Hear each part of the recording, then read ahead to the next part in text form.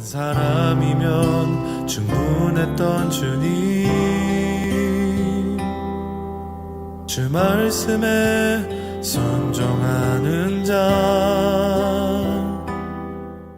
이번 주 말씀의 주제는 되게 이런 독특한 주제, 거룩한 분노, 잘 어울리지 않는 단어잖아요. 거룩한이라고 하는 수식어가 붙기가 좀 어색한, 분노라고 하는 단어가 좀 어색한데 오늘도 좀 같이 있기가 좀 어색한 두 단어가 붙어 있습니다. 견고한 흔들림. 이게 뭐야? 이게 뭐야? 흔들리는데 견고한, 이게 무슨 소리인지, 이 무슨 말인데, 이 견고한 흔들림이라고 하는 주제가 무엇인지 함께 풀어가 보도록 하겠습니다. 자, 여러분, 못을 한번 박았다고 생각해 보시죠. 벽에다 못을 박든 바닥에다 못을 박든 못을 박았다고 한번 생각해 보시고요. 뭔가를 지탱하기 위해서 기둥을 한번 세웠다고 생각해 보시죠. 이 기둥이 정말 이 무게를 지탱할 수 있을 만큼 제대로 박혀 있는지를 확인하기 위해서 여러분은 어떻게 해 보시나요? 흔들어 보죠. 네, 오늘의 말씀의 결론입니다. 네. 제대로 박혀 있는지, 정말 이것을 지탱할 만큼 견고하게 세워져 있는지를 확인하기 위해서 무엇을 하냐면, 우리는 그냥 가만히 훅 박아놓고 서 있다, 됐다, 이 정도면 됐겠다, 이렇게 하지 않고요. 정말 제대로 안전한 터 위에 있는지를 확인하려면 제일 먼저 뭘 하냐면요, 흔들어 봅니다. 이게 정말 잘 지탱할 수 있는지, 이거 쉽게 흔들려서 뽑히진 않을지 확인해 보기 위해서 흔들어 본다라는 겁니다. 이것이 복음과 진리에 대하여도 마찬가지인데요. 우리가 굳게 서 있는지, 우리가 굳은 사람이 아니고요, 우리의 심기가 굳어서 믿음을 잘 지키거나 우리의 의지가 강해서 믿음을 잘 지키는 게 아니고요, 견고한 진리 위에 제대로 서 있는지 확인해 보기 위하여 허락하신 것이 바로 흔들어 보심이에요. 그래서 성경에 종종 시험하사, 그를 시험하사라고 이야기하는 그런 구절들이 나오는데요, 그건 하나님이 넘어지나 안 넘어지나, 얘 쓸만한 놈인가 아닌가, 이런 거 점검하시려고 하시는 게 아니라, 이 사람이 정말 흔들리지 않는 터 위에 제대로 박혀 있는지, 제대로 서 있는지를 보여주셔야 돼요. 왜냐하면 이 사람이 흔드는 것을 통해서 뽑혀나가면 자기의 문제가 있다기보다는 이 기반이, 흔들리는 기반, 절대 우리가 기반을 두어서는 안 되는 곳에 서 있는지도 모른다는 거예요. 이걸 우리에게 깨우치시고 일깨우시기 위해서 흔들어 보신다는 거예요. 거봐, 여긴 너가 서 있을 곳이 아니야, 너가 의지할 만한 게 아니야, 너의 믿음을 두어서는 안 되는 곳이야 라는 걸 드러내시기 위해서 흔들림을 허락하신다라는 거예요.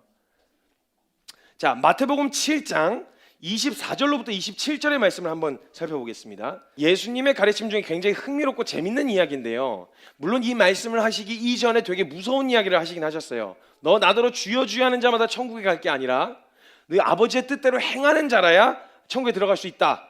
그랬더니 수많은 사람들이, 주님, 내가 주의 이름으로 귀신도 내쫓고 능력도 행하고 권세도 행하고 했는데 나를 모르신다, 이 무슨 말씀입니까? 라고 이야기했더니 예수님께서, 내가 지금 나는 너를 도무지 모르겠다, 이 불법을 행한 자들아 떠나 가라 라고 말씀하시면서 이어서 하신 말씀이에요. 자, 지금 예수님의 말씀에서 하나님의 말씀대로 행하는 자는 집을 반석 위에 지은 것 같다고 이야기하신 거예요. 하나님의 말씀대로예요.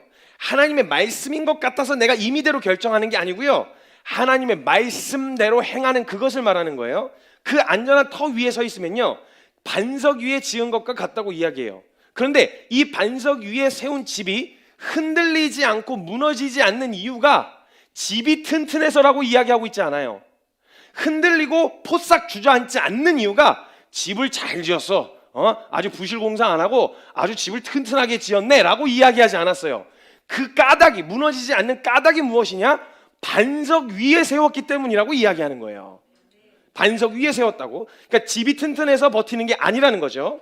그 집이 견고한 반석 위에 있기 때문인데, 즉 그 건물이 무너지지 않는 이유는 집의 견고함이 아니라 반석 때문이라는 거예요. 우리가 무너지지 않는다, 무너지지 않을 거야 라고 했을 때, 우리가 무너지지 않는 건요, 우리의 능력이나 우리의 의지가 강해서가 아니고요, 우리가 믿고 있는 바, 우리가 서 있는 그 근거가 무너지지 않는, 흔들리지 않는 진리일 때 가능하다는 거예요. 근데 흔들리는 터 위에 서 있는데, 나는 견고해, 내 의지는 강해, 근데 우리가 흔들리는 터 위에 서 있다. 그럼 아무리 우리가 버티려고 해도요, 그 터가 흔들리고 요동치기 때문에요, 집은 통째로 무너져 내릴 수밖에 없다라는 거예요. 그래서 집이 얼마나 견고하냐보다 더 중요한 건 뭐냐면 견고한 반석 위에 서 있느냐가 중요하다는 거예요. 그러니까 다른 것보다 너 개발시킬 생각하지 말고, 너 대단해질 생각하지 말고, 너가 지금 어디에 서 있는지부터 봐.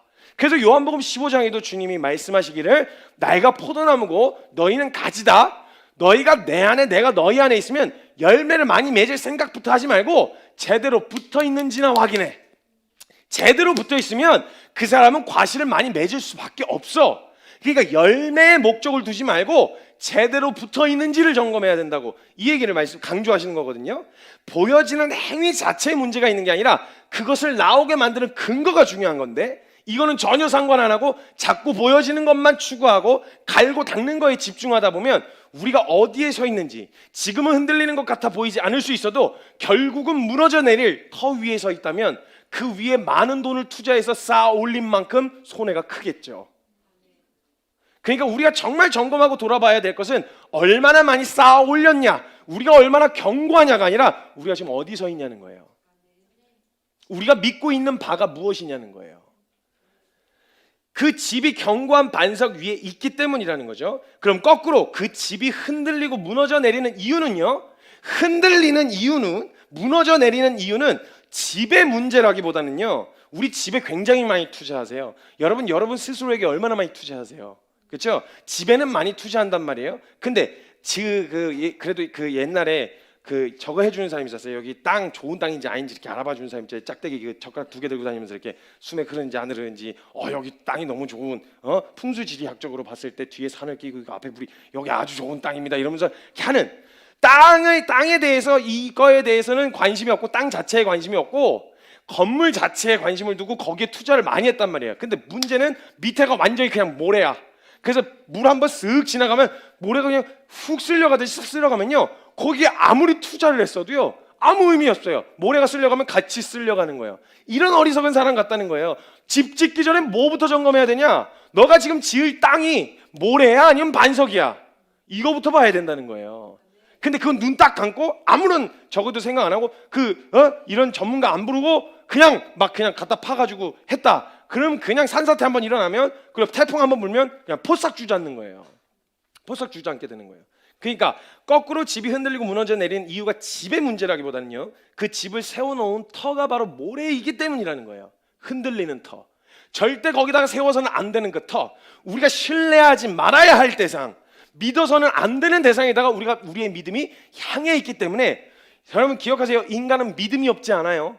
믿음이 없어서 흔들리는 게 아니에요. 그 믿음이 잘못된 방향으로 가 있어서 그런 거예요. 믿지 말아야 할 것을 믿고 있고 신뢰하지 말아야 할 것을 신뢰하고 있어서, 그래서 우리가 통째로 흔들리게 되어진다는 거예요.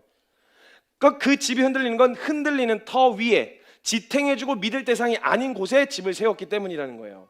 자, 시편 55편 22절 말씀인데 한 번만 말씀 다시 찾아보겠습니다. 시편 55편입니다.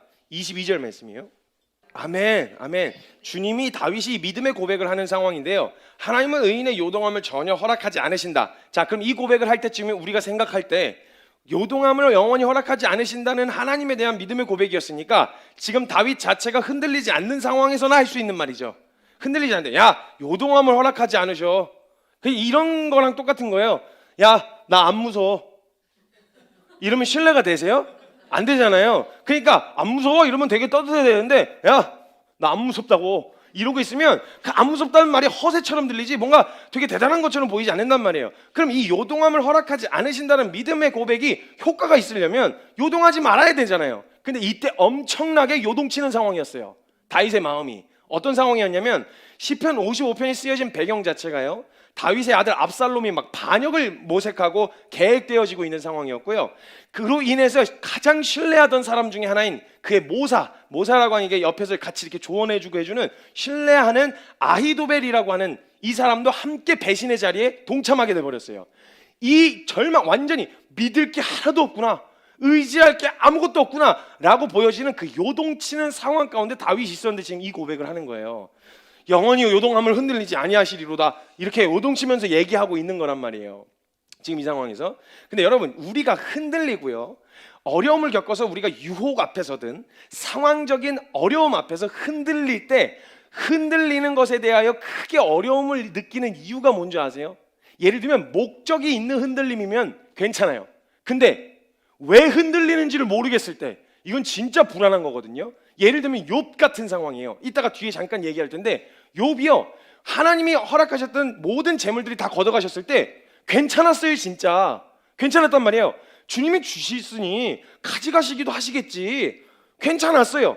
그 모든 막 어려움들, 자신의 몸에 병이 들었을 때 기어짜고 막 긁으면서, 피가 나도록 긁으면서 괜찮아, 하나님 저주하고 죽어라 그랬을 때도 아니야, 하나님 선하신 분이셔, 이렇게 믿음의 고백을 뱉었던 사람이었어요. 근데 문제는 시간이 지날수록 뭐가 괴로웠냐면 이거 다 괜찮은데 이게 왜 나에게 왔냐는 거예요. 왜? 그러니까 욥의 친구들이 계속 너가 잘못해서, 너가 하나님 앞에 범죄했기 때문에 치르는 대가야. 근데 아무리 생각해도 뭔가 잘못한 게 없어 보여 하나님 앞에서. 이게 왜 나에게 주어진 거예요?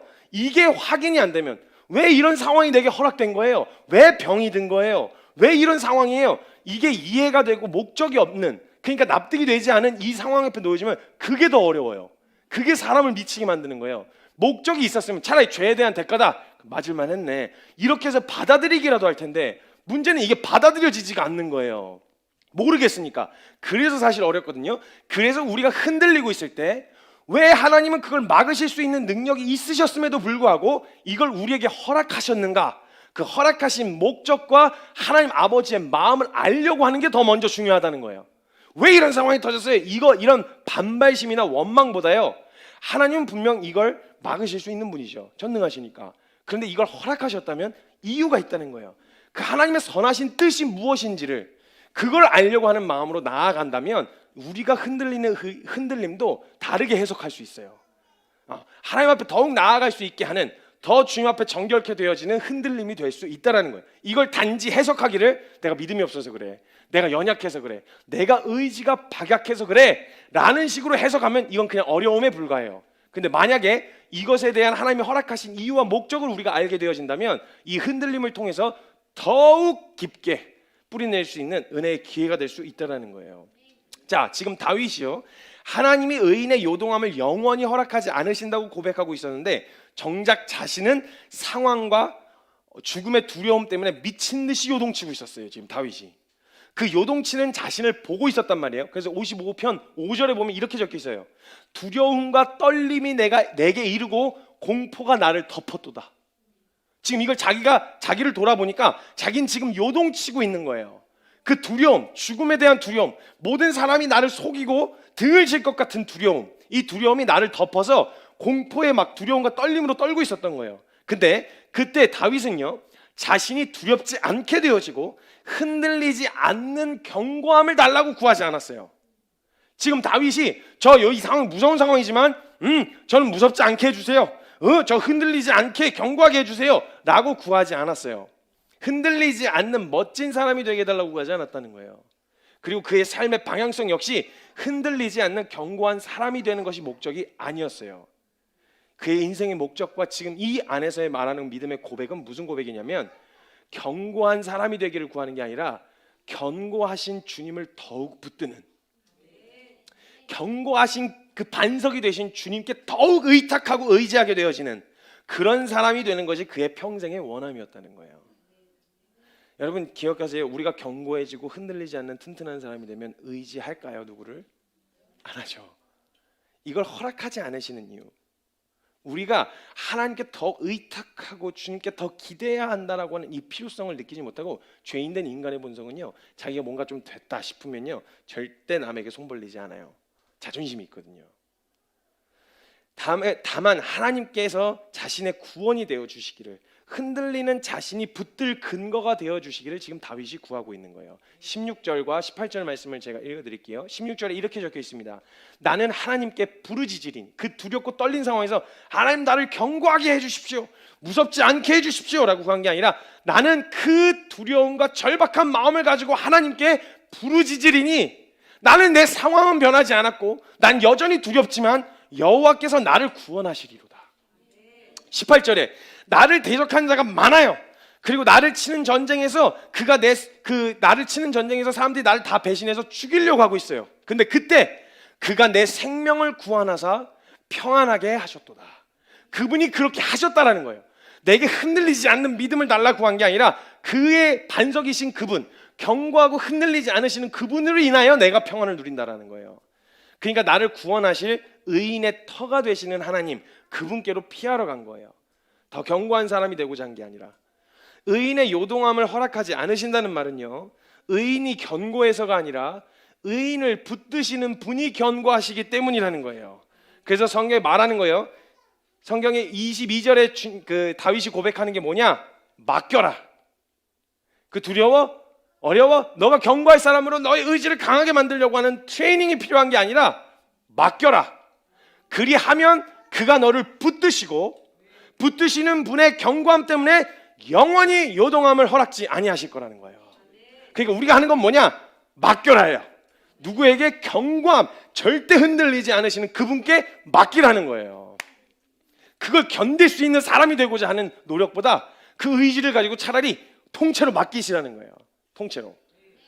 의인의 요동함을 허락하지 않으시는 그 하나님 앞에 나아가야 된다는 거죠. 그런데 우리는 그 믿음의 근거가 되어지는, 의인의 요동함을 허락하지 않는 근거가 되시는 반석이신 주님, 그 근거는 뒤로 제껴놓고 자꾸 집을 견고하게 쌓아 올리는 데에만 집중하는 거예요. 흔들리네, 두두두두두 흔들리네. 그럼 이 기둥은 더 두껍게 해야 돼. 의지를 더 두껍게. 그냥 이 상황에서 이거 견딜 수 있는 내가 스펙을 쌓아야 돼. 이렇게 더 견고하게 다 쌓아서 상황이 나를 어렵게 하는 것 같고 환경이 나를 힘들게 하는 것 같으니까 그 상황과 환경이 해결할 수 있는 인간적인 방법으로 집을 쌓아 올리는 거예요, 자꾸. 근데 그 기반은요, 잠깐 멈추어서서 큰 풍파를 만나지 않았을 땐 괜찮아 보이는 듯 하는데요, 폭풍이 조금 불고요, 바람 조금 불면요, 기반 자체가 그걸 지탱할 수 있는 기반이 아니기 때문에 그 상황 만나면 그냥 집이랑 통째로 넘어가게 될 수밖에 없다는 거예요. 근데 왜 우리는 자꾸 집에다가, 기반이 아니라 집에다가 자꾸 에너지를 투자하고 거기다가 모든 시간과 모든 시선을 거기다 집중하고 있냐는 거죠. 우리는 흔들리는 것 자체에다가 너무 큰 의미를 부여해서 무엇을 점검해야 하는지 놓치고 있다는 거예요. 시편 11편 3절 말씀에 보면요, 터가 무너지면 의인이 무엇을 하랴. 터가 무너지면 그 의인이 무엇을 하냐는 거예요. 거기 터가 무너졌는데 그 위에 집을 견고하게 쌓는 게 무슨 의미가 있으며 거기에다 화려하게 꾸미는 게 무슨 의미가 있냐는 거예요. 그러니까 더 중요한 건, 의인에게 가장 중요한 건 의인이 붙드는 터, 서 있는 터, 그게 더 중요하다라는 거예요. 근거. 근데 터가 흔들리는 건데 흔들리는 집을 부여잡고 있으면 무슨 의미가 있냐는 거예요. 이게 터가 흔들리고 있는데, 흔들리는 터 위에 서 있어서 집이 흔들리는 거예요. 그것을 통해서 자신의 흔들림을 발견했다면요, 흔들리지 않는 터 위에 집 지을 생각을 먼저 해야지 이 흔들리는 터 위에서 흔들리지 않을 생각을 하면 안 된다라는 거예요. 근데 우리가 신앙생활 하면서 절대 믿지 말아야 할 대상, 나를 행복하게 해줄 수 없고 날 평안케 할 수 없는 그 근거 위에 서서 평안하기를 추구하고 있고 행복하기를 원하고 있고 내가 더 견고해지기를 원하고 있단 말이에요. 그러니까 조금만 흔들리면 내가 더 버티고 서야 돼, 내가 더 힘을 줘야 돼 라고 생각해서 애타는데, 그러니까 평안을 누릴 수가 없죠. 흔들릴 때 이게 왜 흔들리나 고민할 게 아니라, 흔들리지 않도록 그 자리에서 지탱할 게 아니라 얼른 흔들리는 터를 떠나서 흔들리지 않는 터 위로 갈 생각을 해야 된다는 거예요. 이걸 지금 가장 위험한 자리에, 같이 통째로 넘어갈 수 있는 위험한 자리에 서서 그게 내 자리인 것 마냥, 이게 내 인생을 통째로 걸어도 되는 것 마냥 생각하고 있는 저와 여러분에게 하나님이 거기 너가 있을 자리 아니야, 너 거기 있다가는 이거 통째로 넘어가. 봐봐, 이런 상황에도 흔들리는 근거라니까, 이런 상황에도 흔들리는 네가 이 의지할 대상이 아니라니까, 이걸 발견케 해주시려고 막지 않으시고 허락하셔서 얼른 흔들리지 않는 견고한 터로 옮기시려고 허락하신 거라면요, 그럼 그 흔들림은 단지 우리의 연약함의 산물이 되지 않을 수 있다는 거예요. 깨우시는 거예요. 주님이 우리를 일깨우시는 거예요. 얼마 전에 소방점검을 했어요. 소방점검은 건물 소방점검을 했는데 스프링클러 이게 점검을 했어요. 근데 스프링클러를 점검할 때요, 모의 화재를 실험하는 거예요. 거기다 열을 가해가지고, 스프링클러 앞에다 열을 가해가지고요, 따다다다다다 이렇게 울리는지, 이런 소리가 안 나, 따다다다가 아니고 어떻게 하지? 따르르르 이렇게 그 경보기가 따르르르 이렇게 울리는지를 확인하는 모의 테스트를 한단 말이에요. 근데 이건 안전한 범위 안에서 진행하는 거죠. 근데 그것을 통해서 스프링클러가 작동하지 않는 몇 개를 발견하는 거예요. 몇 개를 발견했어요. 그러면 이거 스프링클러에 열을 가해서 작동하는지 아닌지를 확인하는데 작동하는지 않는 스프링클러가 발견됐다고 한번 가정해 보죠. 근데 문제 아주 감사한 건 뭐냐면 이게 모의 화재였다는 거예요. 이걸 통해서 뭘 할 수 있었냐? 진짜 화재 안 나오면 큰일 나는 거예요. 이때는 진짜 화재 때 이거 안 나오면 큰일 나는 거예요. 그러니까 점검을 통해서 안 나오면 안 나온다. 이거 집 다 갈아엎어야 되겠구만 하고 절망하고 주저앉을 일이 아니라 야 이거 불났을 때 이거 안 나왔으면 어떡할 뻔했어. 이렇게 고치면 될 일인 거예요. 수정하면 될 일인 거예요. 지금 흔들린 가운데서 야 나 이거 주님 만날 때 이 터 위에 서 있으면 어떡할 뻔했어. 발견하고 얼른 터를 옮기면 된다는 거예요. 난 왜 여기 서 있는 거야? 난 왜 맨날 흔들리는 거야? 왜 난 바뀌지 않는 거야? 난 지금 수십 년 동안 신앙생활하는데 왜 난 계속 제자리 걸음이야? 이렇게 절망하고 앉아있을 일이 아니라 아 여긴 내가 의지할 대상이 아니구나. 얼른 자리를 옮겨야 되겠구나. 이게 너무 웃긴 거예요. 우리가 하는 신앙생활 가만 들여다보면 너무 이성적인 것처럼 사실 자기를 되게 이성적인 사람이야 나는 아주 논리적이고 이성적인 신앙생활을 하고 있었는데 신앙생활 하는 죄송해요 그냥 이야기할게요. 꼬라지를 보면요 되게 비이성적이에요. 마치 모의고사 시험 그 수능 보기 전에 모의고사 보잖아요. 시험 보고 나서 시험 되게 많이 틀렸어. 안 봐. 안 해. 이따구로 볼 거면 수능 안 봐. 이런 거랑 뭐가 달라요? 자 틀렸어? 그럼 뭘 준비해야 돼요? 이거 수능 시험 전에 본 모의고사니까 공부해야 되겠구나. 자극받고 더 공부해야 돼. 이거 자꾸 틀리네. 요 반복되는 문제에 자꾸 문제에 봉착해서 자꾸 틀리네. 이걸 깨달았으면 그걸 더 집중적으로 하면 될 거 아니에요. 근데 저와 여러분이 반복적으로 부딪히는 연약함을 반응할 때 난 안 바뀌었어. 이씨 복음을 알아낸 대로 난 이 모양이야. 계속 여기에 주저앉아 있는 거예요. 그럼 생각해 보세요. 주님이 그 연약함 그때도 한번 이야기했지만 반복적인 연약함 있잖아요. 거기에 부딪히는 이유가 뭐냐? 여러분 그 영역에 견고해지고 거기에 아주 노련한 프로페셔널한 사람이 되려면 그 영역을 반복 훈련해야 돼요. 반복 훈련이요. 이게 체화될 때까지 반복 훈련해야 된단 말이에요. 그럼 주님이 허락하시는 그 시험과 그 테스트를 통해서 우리는 그 영역을 돌파할 생각을 해야지. 에이씨 계속 여기 또 넣으면 세 번째야. 세 번째 틀렸어. 안 해. 때려쳐. 나 담쌓고. 그래서 수학을 담쌓고 사는 사람도 있잖아요. 그렇게 포기하고 수학을 담쌓고 사는 거예요. 공부에 담쌓고 그런 식으로. 담을 싼 이유가 뭐냐? 자꾸 똑같은 문제 많이도 안 풀어봤어. 한 두세 번 풀어보고 틀렸다는 거야. 공부 잘하는 애들은요 10번, 20번 틀려도 다시 그 문제 보거든요. 근데 꼭 못하는 것들이 안 돼. 나는 수학 그게 유전자의 문제가 있는 것 같은 막 변명을 해요. 우리 집안 내력은 수학하고 거리가 멀어. 우리 집안 자체가 숫자에 약해. 무슨 소리를 하고 있는 거예요? 무슨 소리를 하고 있는 거예요? 무슨 유전자 탓을 하고 있어? 그건 본인의 결정의 문제인 거예요. 그걸 어떻게 해석할 거냐는 거예요. 해석과 관점의 차이라는 거예요. 주님이 허락하신 그 모든 것은 우리에게 선해요. 올바른 방향과 그 하나님의 마음을 제대로 캐치하기만 하면요 허락하신 모든 상황 가운데서 은혜를 누릴 뿐만 아니라 새 생명 가운데 행하는 일이 가능해요. 근데 우리의 시선이 잘못 향해 있어서 우리의 마음의 중심이 왜곡된 뒤틀려 있는 심기를 가지고 있어서 하나님의 마음도 오해하고 하나님의 뜻도 오해해서 왜 나에게 이런 상황을 허락했냐고 도대체 왜 나를 흔드시냐고 왜 나에게 이런 시험을 주시냐고 원망이 되어진다는 거예요. 방향을 잘 고쳐 잡아야 된다는 거예요.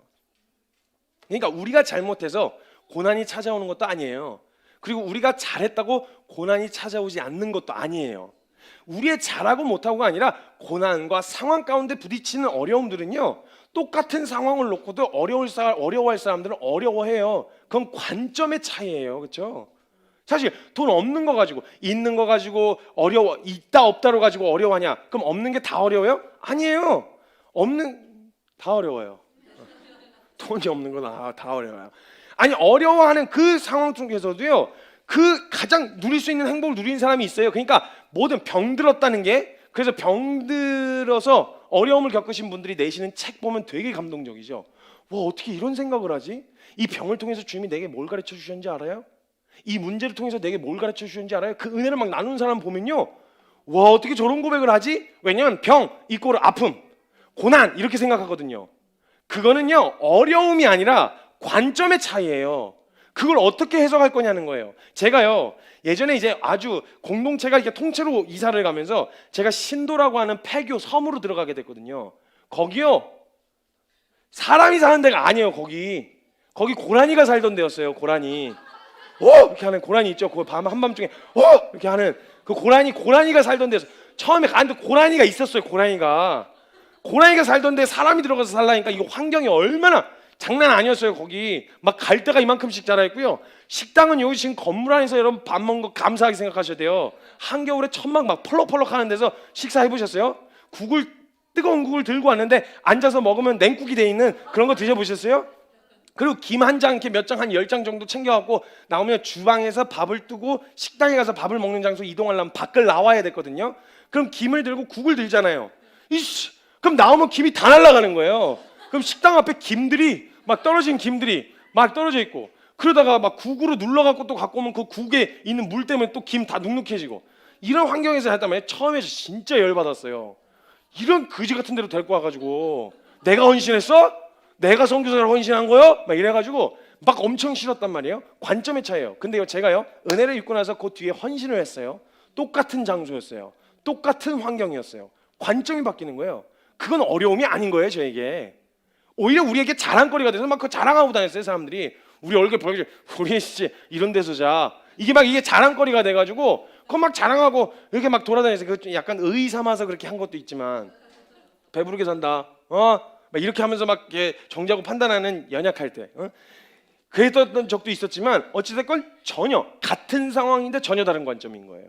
그러니까 사실 저와 여러분이 찾아왔었던 흔들려요, 어려워요 라고 말하는 그 상황들은요, 관점의 차이라는 거예요. 네, 몸이 안 힘들단 말씀을 드리는 거 아닙니다.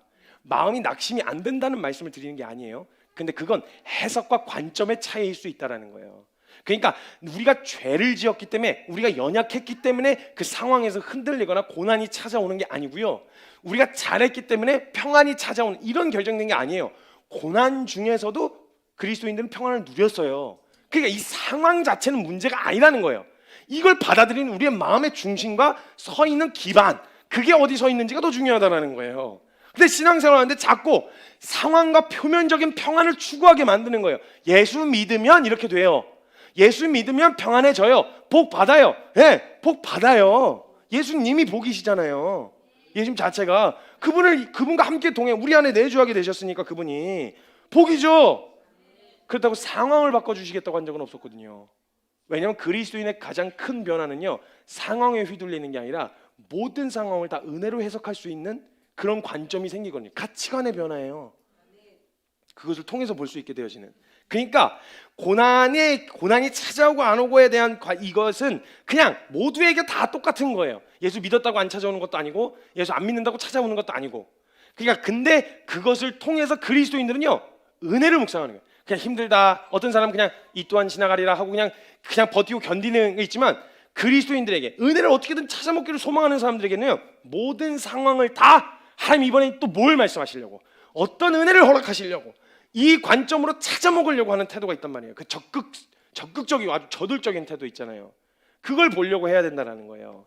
그것을 통해서 우리가 어디 서 있는지를 확인하고요, 흔들리는 터가 아니라 흔들리지 않는 견고한 터가 우리의 터가 되어지도록 점검하면 될 일이에요.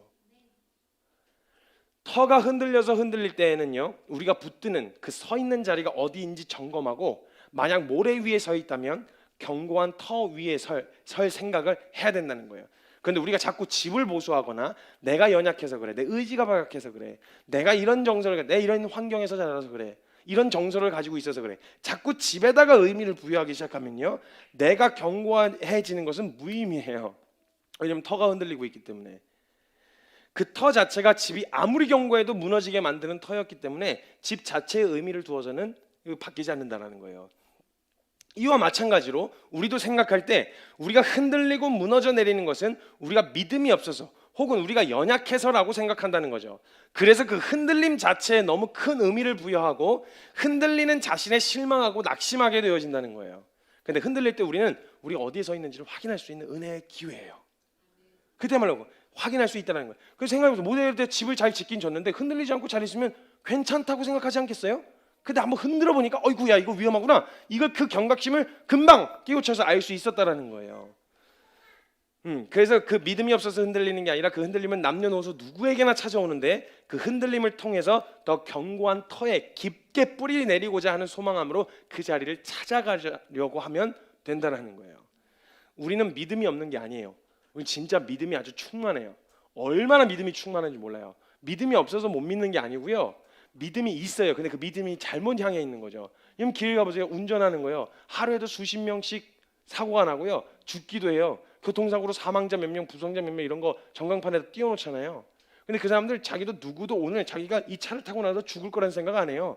아무 일도 안 일어나고 안전하게 집에 돌아올 거라는 아주 견고한 믿음이 있어요. 그러니까 타고 나가죠. 만약에 조금이라도 꿈이 뒤숭숭했거나요. 막 누가 말하는데 어떤 이상한 점쟁이가 와갖고 너 오늘 운전 조심해 이렇게 얘기하면요. 괜히 마음에 불안하면 이거 운전하고 나가기가 좀 껄끄러워져요. 그러니까 내 마음 안에 그런 의심이 찾아 들어왔을 때 흔들리는 걸 보면 우리는 암묵적으로 살아가면서 아무 일도 안 일어날 거라는 견고한 믿음을 가지고 살아간다는 거예요. 그게 없으면 불안해서 못 살거든요. 근데 그 믿음이 없어서 흔들리는 게 아니라 그 믿음의 대상, 즉 올바른 대상으로 향하지 않았기 때문에 그렇다라는 거예요. 진짜 믿어야 할 대상에 우리의 믿음이 향해 있지 않고 믿어서는 안 되는 것에 향해 있는 거예요. 그래서 그 흔들림을 통해서 믿음의 대상을 점검하고 우리가 의지해야 될 대상인지를 확인할 수 있게 되어진다는 거죠. 그러니까 그 흔들리는 믿음의 대상 때문에 무너져 내리는 거니까 흔들리는 시간을 통해서 우리는 하나님께서는 우리가 믿고 있는 그 믿음의 대상을 점검하시고 정말 믿을 만한 대상으로 우리의 믿음에 향하도록 수정해 주신다는 거죠. 그럼 감사한 거 아니에요? 그럼 너무 안전한 거잖아요. 그 흔들림이. 요동침과 흔들림을 통하여 하시는 일이 있어요. 첫 번째는 뭐냐면요. 우리 스스로는 절대 믿을 대상이 아니라는 거. 가끔 사람들은요. 제가 자주 표현하는 표현이 있는데요. 사람들은 자신이 믿고 있다고 믿어요. 사람이 자기가 믿고 있다고 믿는 거예요. 그걸 깨트려 부셔주시는 게 마태복음 7장 21절 말씀이었거든요. 나더러 주여 주여. 예수님 보고 주여 주여 한 거예요. 부처나 알라한테 가서 주여 주여 한 게 아니라 예수님한테 주여 주여 하는데 주여 주여 하는 자마다 다 천국에 들어갈 게 아니래요. 근데 그때요 수많은 사람들이요 자기는 제대로 믿고 있다고 아주 굳게 믿고 있었어요. 그러니까 예수님이 아니야 나 아버지 뜻대로 행하는 자라에 들어갈 거야 라고 했더니 당황스러운 거예요. 무슨 소리 하는 거야? 나 믿고 있었는데 나 믿고 있었는데 무슨 소리 하는 거예요? 이게 얼마나 견고하게 자기는 믿고 있다고 믿고 있었는지 자기 자신의 믿음을 믿은 거예요. 종교생활 열심히 잘 하니까 착하게 살고 있으니까 남보다 좀 더 선하니까 이것 자체가 믿음의 근거가 되어져서 자신을 믿게 되어진 거예요. 근데 나는 흔들리는 터는 그러니까 흔들리지 않는 터가 아니거든요. 나 자신 스스로는. 그러니까 이 요동침과 흔들림을 통해서 주님이 뭘 보게 해주시냐면 너 스스로는 믿을 대상이 아니야. 난 좀 괜찮아질 거야. 난 견고한 사람이야. 난 좀 착한 사람이야. 난 좀 선해. 그거 믿을 대상이 아니라는 거예요. 이걸 통해서 너에게 얼마나 선한 것이 없으며 너에게 절대 선한 것이 나올 수 없으며 너가 진짜 이 상황 가운데 너는 더 나아질 가능성이 없는 존재라는 거. 그렇기 때문에 내가 나를 믿고 사는 것만큼 미련한 게 없구나. 이렇게 어리석은 게 없구나. 라는 걸 통해서 흔들림과 요동함을 통해서 가르쳐 주신다는 거예요. 나를 믿고 있는 믿음. 상황과 환경에 지독하게 영향 많이 받잖아요. 그죠? 같은 상황인데도 저 사람이 나를 이렇게 흘기고 갔으면 이 얘기 지난번에 나눴지만 흘기고 갔으면 그 사람한테 흘긴 게 아닌데 나한테 흘겼나 봐. 나한테 무슨 어려운 일이 있나 봐. 마음 상했네. 그러면서 그 사람하고 어려웠었던 막 과거의 일들이 막 생각나면서 저 나쁜 새끼야 저거. 아주 나쁜 새끼 저거. 이렇게 생각하게 된다는 거예요. 근데 따지고 보면 별거 아니야. 우리의 감정과 정서는요. 상황과 환경 이거에 굉장히 많은 영향을 받아요. 그 영향을 받는 나 자신을 신뢰하고 모든 걸 거기다가 의존을 하고 있으면 무슨 일이 일어나겠어요? 통째로 흔들려 버리는 거예요. 신앙마저. 그러니까 우리의 믿음이 흔들리는 이유가 뭐예요? 그 믿음의 근거를 나에게 두는 거예요. 내가 잘 믿고 내가 신앙생활 잘 하고 내가 이렇게 성경 많이 보고 내가 기도 많이 하고 그 믿음의 척도와 근거를 나 자신에게 두었다는 거예요. 내 의지, 내 드러나는 모습, 외형적인 것. 그러니까 이게 만약에 요동함을 딱 맞이하게 되면 통째로 그냥 흔들려 버리는 거예요. 이걸 통해서 또 나는 안 돼 이러고 주저앉으면 그건 맞아야 돼요. 계속 얘기하는데 그게 안 되면 맞아야 되는 거예요. 또 나는 안 되는구나. 나는 어쩔 수 없어. 이거 막 흔들리잖아. 믿음을 살 수 없어. 이게 아니라 깨달아야죠. 나 자신은 믿을 대상이 아니구나. 이거 믿고 가다가는 큰일 나겠구나. 통째로 휘둘리겠구나. 이걸 깨달아 알아야 된다는 거예요. 그래서 나는 절대 믿을 대상이 아니라는 걸 확실하게 알 수 있다는 거예요. 그리고 이어서 두 번째 주님이 이를 통해서 하시는 일이 뭐냐? 그것을 이어서 보게 되어진 건 내가 믿어야 할 대상과 근거는 절대 상황에 흔들리지 말아야 하며, 환경에 흔들리지 말아야 하고, 이론에 휘둘리지 않아야 하며, 입맛 따라 바뀌지 않아야 되는 근거에 절대적인 진리여야 한다는 걸 깨닫게 되는 거예요. 내 인생을 통째로 걸려면 입맛 따라 바뀌지 않아야 되고, 이론에 휘둘리지 않아야 되고, 상황에 흔들리지 않아야 돼요. 그 근거가 상황에 흔들리고 이론에 바뀌고 이렇게 되어지면 그게 내가 믿을 근거가 되겠어요? 안 되죠. 그러니까 이걸 통해서 깨닫게 되어지는 건 진짜 내가 붙들어야 할 건 이런 절대적인 진리여야 하는구나. 근데 그 진리가 어디 있어? 없네. 그런 진리여야 하는데 내 인생을 통째로 걸 만한 가치가 있는 대상이라면 그런 절대적인 진리여야 되는데 없네. 그런 대상이어야 된다는 걸 알게 되어지는 거예요. 근데 그 대상을 아무리 찾아봐도요, 그 대상은 없어요. 이 땅에서 찾을 수는 없어요. 그래서 그 대상은요, 주님 외에 다른 이가 없다라는 결론으로 이어질 거예요. 그런 흔들리지 않는 견고한 대상은 주님 외에는 없구나. 이분이야말로 내 인생을 걸만한 분이시구나. 이분이야말로 내가 붙들 가장 안전한 반석이 되시는 분이시구나 라는 것으로 이어지게 될, 아주 그러면 흔들렸던 만큼, 불안했던 만큼 두려우니까 더 붙들지 않겠어요? 그러니까 두려움이 없는 대상이 되면 안 된다는 거예요. 두려워요. 인간은 어쩔 수 없어 유한한 존재니까. 근데요, 두려움이 제대로 향하잖아요. 이것도 나눌 거예요. 두려움이라고 하는 주제, 우리가 생각할 때 두려움은 잘못된 거라고 생각하잖아요. 아니요, 이것도 얘기할 건데 이건 미리 스포를 하는 거예요. 두렵기 때문에 그래서 뭐하냐? 흔들리지 않는 걸 더 견고하게 붙든다는 거예요. 그래서 고소공포증 있는 사람 막 높은 데 데리고 가잖아요. 그럼 막 기둥 잡고 막 사람 잡고 난리가 나요. 막 흔들지 마세요. 흔들지 마세요. 막 죽여버릴 거야. 막 이런. 두려우면요 더 힘있게 붙들어요. 저 그때 한번 제가 롯데월드에 갔어요. 롯데월드를 예전에 한번 갔었는데 중학교 때 저희 친구 전 남학교에서 남자애들하고 같이 롯데월드에 갔어요. 자이로 스윙이라고 아세요? 이렇게 돌아가면서 웅 하고 이렇게 웅 내려오는 자이로 스윙이라고 하는 아주 재밌는 놀이기구가 있어요. 저도 약간 고소공포증이 있는데 친구하고 탔는데 이 친구가 진짜 고소공포증이 심한 친구였어요. 근데 이 자식이 남자인데 저보고 손을 잡고 타자는 거예요. 무섭다고. 그 남자끼리 제가 처음으로 깍지를 껴봤네요. 또 이렇게 깍지를. 그래서 이렇게 옆에 탔으니까 이렇게 깍지를 잡았죠. 근데 이 자식이 타는데 와 그때 아찔했어요. 저 진짜 손가락 다 부러지는 줄 알았어요. 이게 기둥을 잡는 손잡이가 여기 있어요. 근데 이 자식이 손 깍지를 낀 채로 그 손잡이를 있는 대로 잡은 거예요.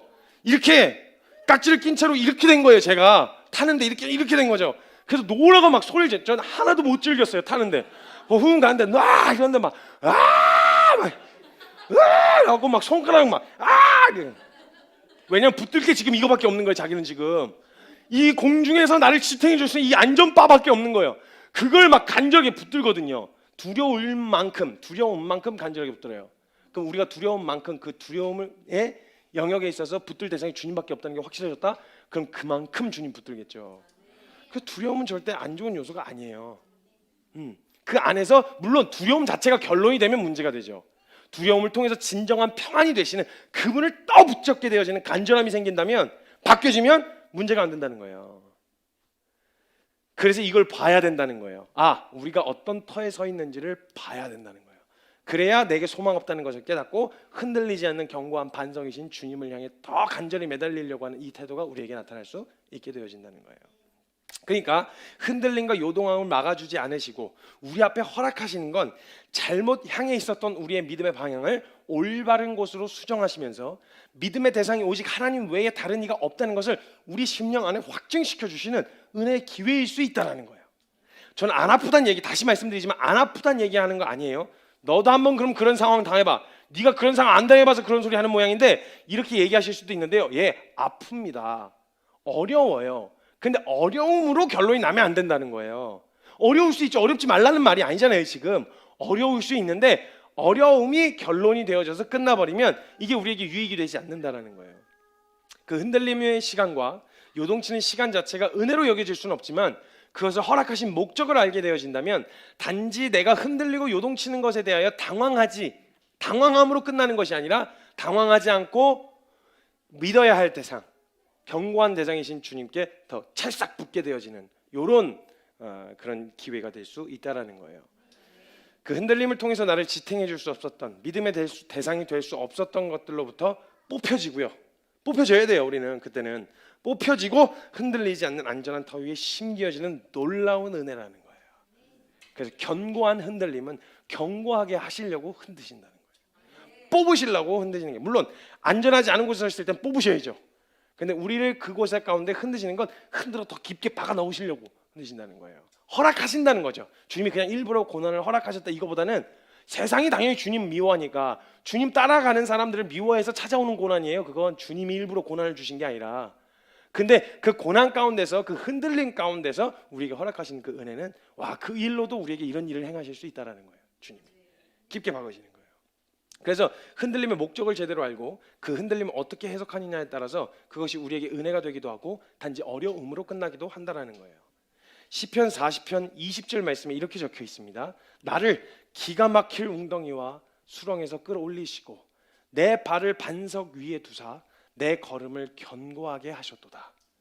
나를 기가 막힐 웅덩이와 수렁에서 끌어올린다는 이 표현을 결코 하지 말았어야 할 대상에 서 있어서 처하게 된 상황이에요. 사실은 기대하고 있었던 게 있었는데 지금 기가 막힐 수렁에 빠졌다는 말은, 와, 진짜 여기 잠깐 기대고 있었다가 그냥 큰일 날 뻔했다, 이걸 지금 보게 된 거예요. 주님이 거기서 쑥 뽑으셔고 기가 막힐 웅덩이와 절망인 그 수렁에서 끌어올리셔서 너가 있어야 할 곳은 이곳이다 라고 어디에 세우셨냐?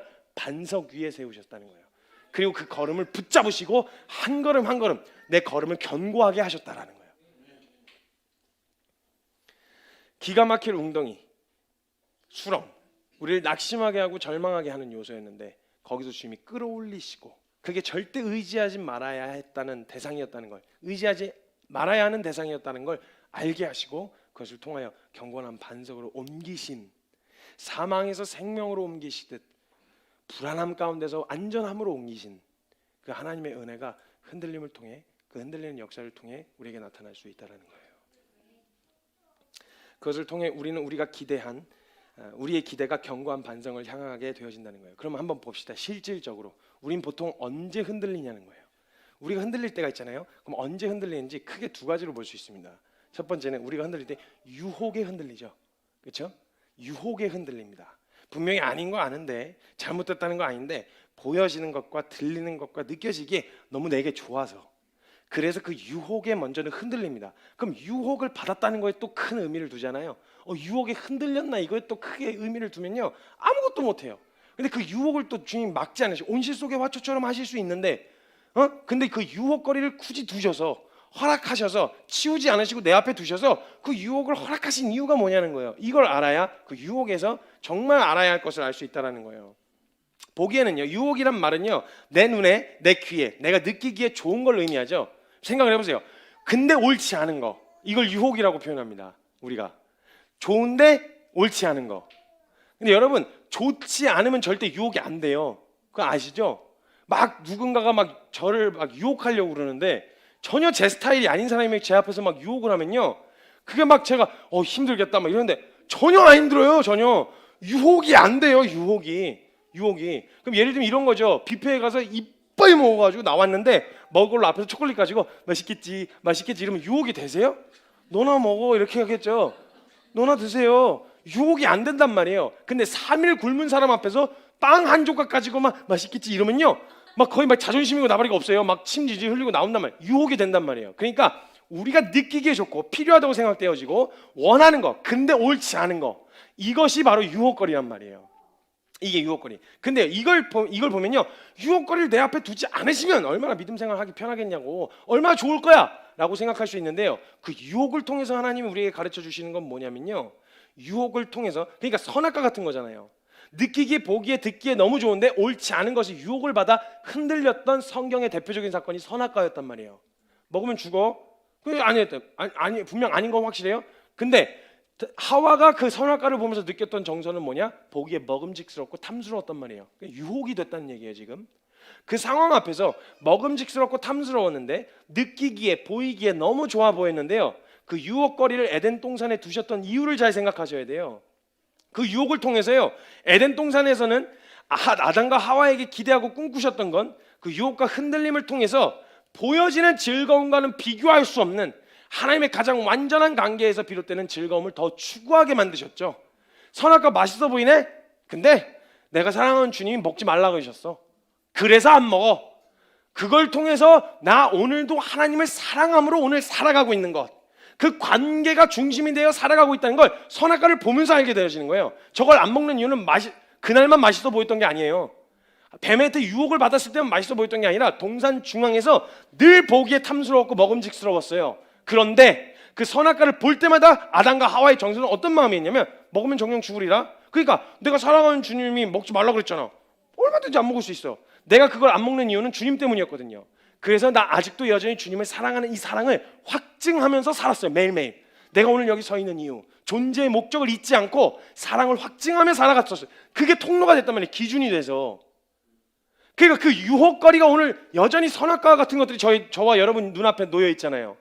아닌 줄은 알겠는데 내 눈에 너무 좋은 거, 아닌 줄은 알겠는데 듣기에 너무 좋은 거, 아닌 줄은 알겠는데 느끼기에 너무 좋은 거, 이것을 통해서 우리가 무엇을 보려고 하면 되냐면 안 돼, 쳐다도 보면 안 돼, 안 돼, 힘들어, 이렇게 해서 믿음 생활하는 건 너무 힘들어, 이런 정서로 가는 게 아니고요. 그걸 통해서 내가 이걸 안 하는 이유, 할 수 있음에도, 내 의지적으로 결정할 수 있음에도 내가 이걸 안 하는 이유 뭐냐? 내가 사랑하는 주님이 기뻐하시지 않을 것 같으니까. 그럼 오늘 또 무엇을 확인하냐? 난 오늘도 주님 사랑하는 그 사랑으로 오늘을 살았다. 오늘 내가 사는 이유가 그거라는 거예요. 그러니까 유혹거리를 굳이 제하지 않으셔도 된다는 거예요.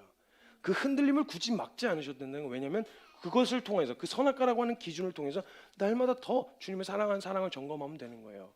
거기에 둘러 엎어져 있었다? 그럼 거기에 또 둘러 엎어져 있었어요. 물론 맞아야죠. 한 번쯤은 맞아야죠. 그런 거 둘러 엎어져 있었으면 일부러. 그러면 그거 엎어져 있다는 걸 발견하는 그 순간은 어떻게 하라고 하시는 거냐? 빠져나오라는 거예요.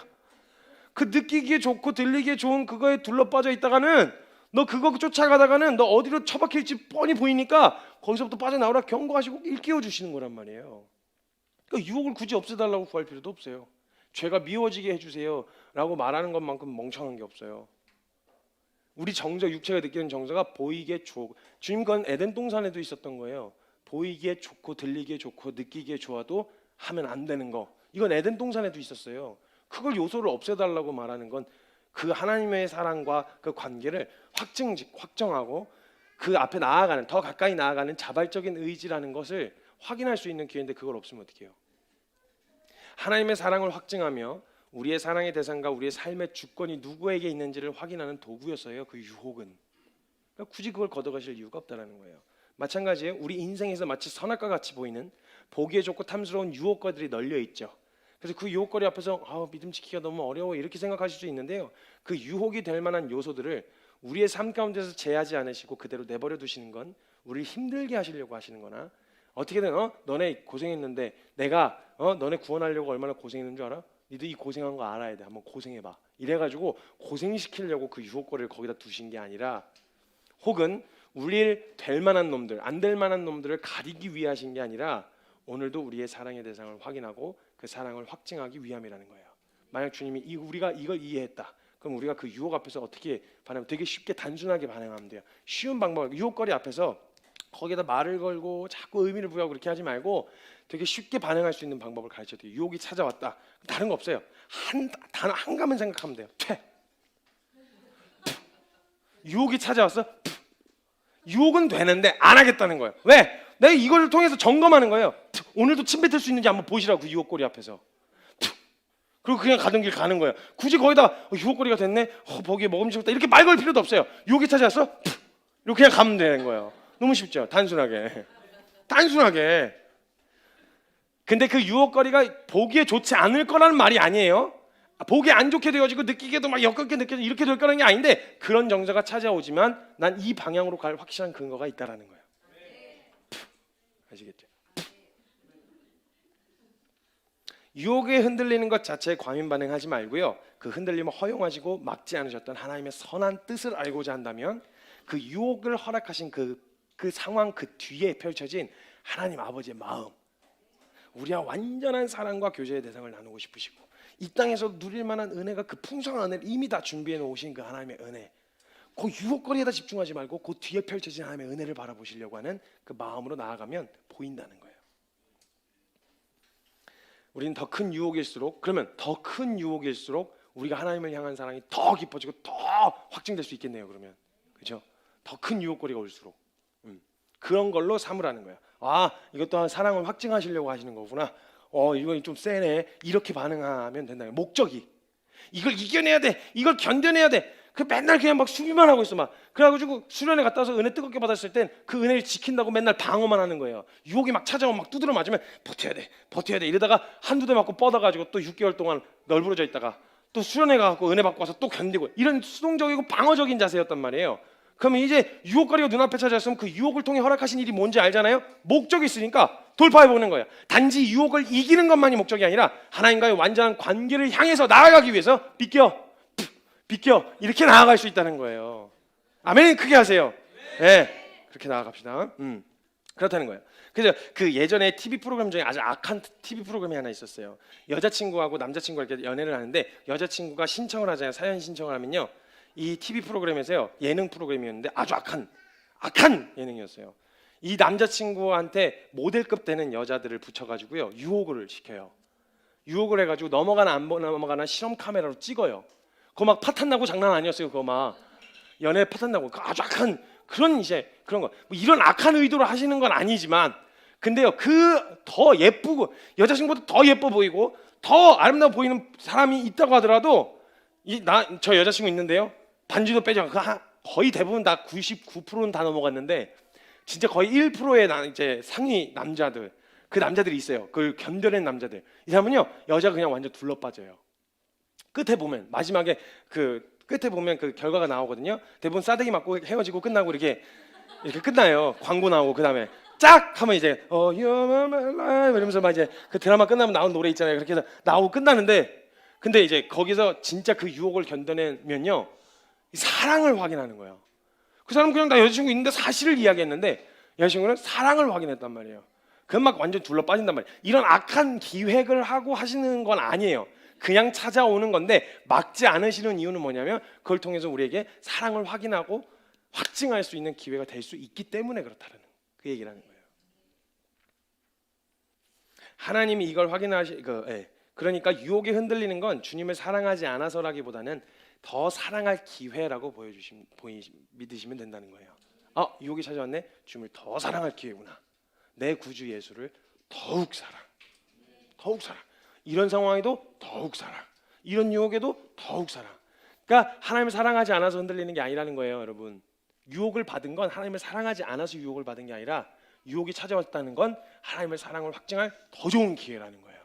이렇게 관점을 바꾸시면 유혹을 대하는, 흔들리는 우리를 대하는 태도가 달라질 거라는 거죠. 자, 두 번째는 어려운 상황에 흔들리죠. 환경적으로 어려운 거, 내가 감당할 수 없을 것 같은 상황들이 찾아오면 흔들리죠. 병이 들었다거나 돈의 문제가 있다거나 가정의 문제가 있다거나 여러 가지 상황들, 이런 상황들이 찾아오면 우리는 흔들려요. 근데 그 흔들림 앞에서 우리는요 그 상황에 흔들리지 않는 믿음을 갖지 못했음에 자책하고 절망해요. 그리고 그 상황을 막아주시지 않는 하나님에 대하여 원망하기도 한단 말이죠. 근데 흔들려요. 예상 못하고 어려운 상황이 찾아오면 당연히 우리는 흔들린다라는 거예요. 흔들리는 거예요. 흔들리는 게 이상한 게 아니라는 거예요. 그 상황을 막지 않으신, 허락하신 이유가 있다면, 병이 들었거나 사업이 어렵거나 뭐 여러 가지 문제들, 우리의 기쁨의 이유는 이렇게나 불안정한 것, 예를 들면 손 하나에 달려있는 기쁨, 우리가 즐거움을 찾으려는 게 건강 하나에 달려있는 기쁨, 그리고 한 관계 하나에 달려있는 기쁨, 이게 하나 틀어지고 나면 인생 전체가 완전히 무너져 버릴 수밖에 없는 이런 불안정한 터 위에 세우는 게 아니라 진짜 병이 들건 돈이 많건 건강하건 돈이 없건 배고프든 배부르든 상관없는 그 안에서의 진정한 기쁨을 주실 수 있는 그 근거로 터를 옮겨라. 어려움이 안 어렵진 않아요. 병든게 어떻게 안 아플 수 있어요. 관계가 힘든데 그게 어떻게 안 어려워요. 돈이 없는데 어떻게 안 불편하냐고요. 불편하지요. 힘들고 어려워요. 그런데 그 상황을 통해서 우리에게 허락하시는 것, 우리에게 주시고자 하시는 것, 그 은혜를 통해서 주시고자 하시는 건 뭐였냐면 그게 믿을 대상 아니라는 거예요. 너 거기다 너무 집중하고 있었어. 병들으면 벌써 행복이 다 떠나가는 그런 행복을 추구하며 살았던 거 아니야? 돈이 없으면 행복할 수 없는 그런 행복을 추구하며 살았던 게 아니야?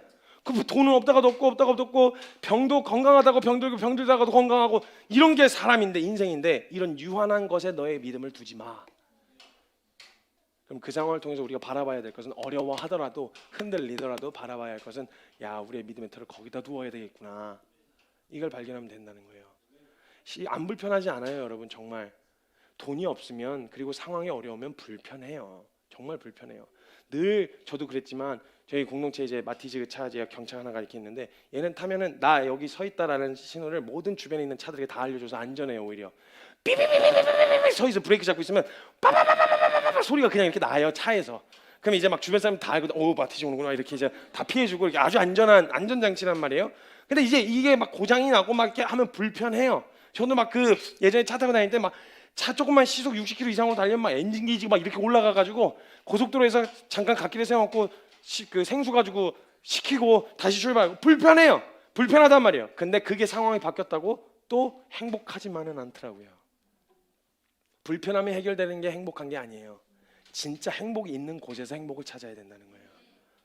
그 불편함만 없어지면 행복할 줄 알았는데 아니요, 여러분. 불편함이 행복을 불편하지 않는 게 행복한 게 아니에요. 그건 그냥 불편하지 않은 거예요.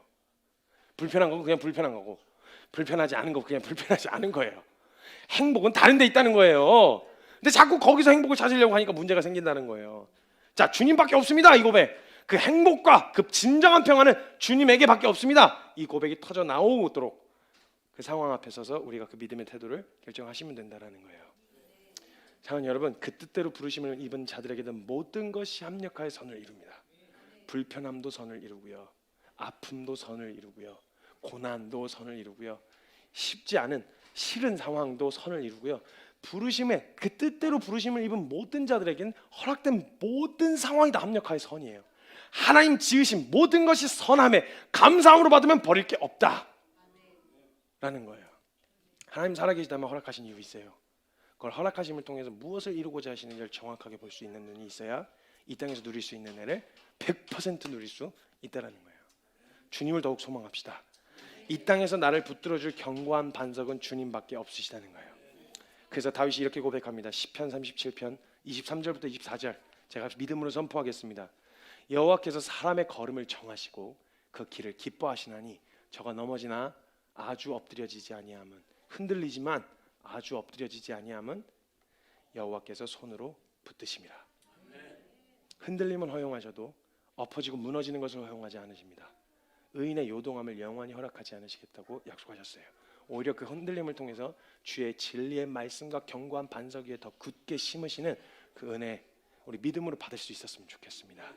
그분을 의지하는 자는 흔들려도 무너지지 않아요. 주님이 손으로 붙드실 거거든요. 그 붙드시는 은혜 함께 누렸으면 좋겠습니다. 함께 기도합시다. 자동차가 출시가 되고 여러 가지 기계들이 출시될 때요, 항상 하는 테스트가 있습니다. 안전성 테스트예요. 이게 어느 정도의 충격까지 견딜 수 있는지. 그 테스트를 하지 않고 출시하게 되어지면 큰일 납니다. 왜냐하면 지금 당장은 문제가 없어 보이는 듯해도 그런 충격 앞에 어떻게 반응할지 아무도 모르거든요. 그래서 시험 받지 않은 믿음은 신뢰할 수가 없어요. 주님 그 시험을 허락하시는 이유, 그 상황을 허락하시는 이유는요, 그 믿음을 더욱 안전한 믿음, 그냥 추상적인 믿음이 아니라 안전한 믿음의 터 위에 세우시기 위하여 허락하시는 기회일 수도 있다는 거예요. 그 흔들림을 허용하시는 이유를 알게 되면요, 그 목적을 알게 되면요, 우리에게 뚫고 갈 힘이 생겨요. 왜냐하면 목적이 뚜렷해졌거든요. 이 흔들리지 않기 위해 사는 게 아니고요, 그 흔들림을 통해 더 견고하게 진리의 말씀 위에 뿌리내릴 생각하면 그러면 갈 수 있다는 거예요. 우리가 정말 어려운 상황에 처할 때 힘든 이유는요, 몸이 힘든 건 말할 것도 없어요. 불편하니까요. 도대체 왜 이런 일이 내게 생기는 것이냐는 거예요.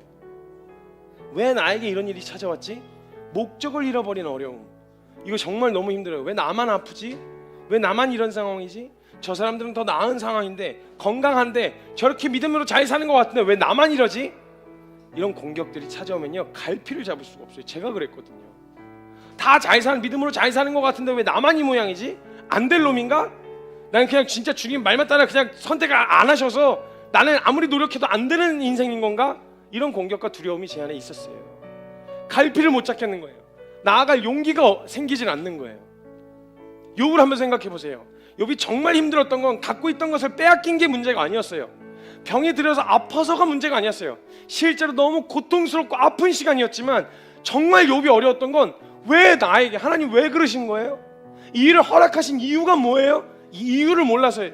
그래서 주변 사람들이 막 이야기했어요. 되나게나 막 뱉었어요. 그리고 그 친구들 정말 욥을 좋아했어요. 사랑했거든요. 그래서 이해할 수 있는 인간 수준의 최선은 뭐였냐면, 너 뭔가 분명 잘못했을 거야. 기억해내. 떠올려.